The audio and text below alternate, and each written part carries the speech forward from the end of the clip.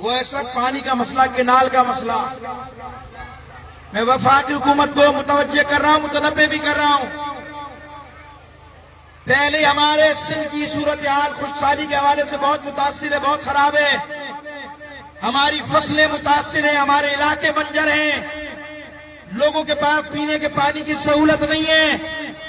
اور تم ہماری زمین پر شب و خون مارنا چاہتے ہو۔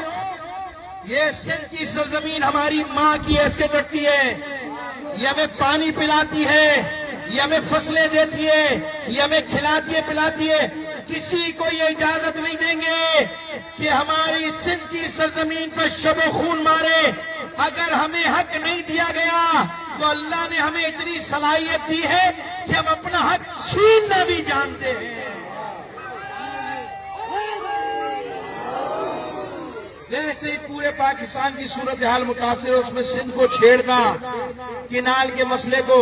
کبھی تھر پار کر کے لیے تم نے کوئی پروگرام نہیں بنایا کہ مٹی کے اندر سینکڑوں بچے، ہزاروں بچے مر جاتے ہیں اسی پانی کی وجہ سے، نہ ہونے کی وجہ سے۔ کتنے سندھ کے علاقے میں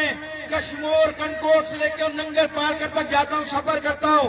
کتنے علاقے سے جہاں پانی نہیں ہے۔ ہاں، کچھ لوگوں کی زمین پر پانی ہے جنہوں نے معاہدے کیے ہیں،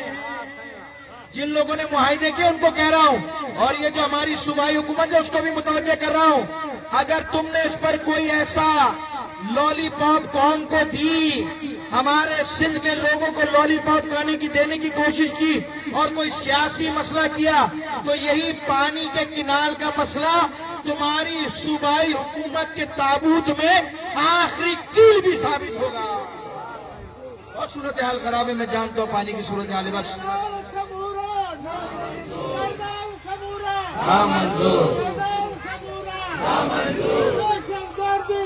منظور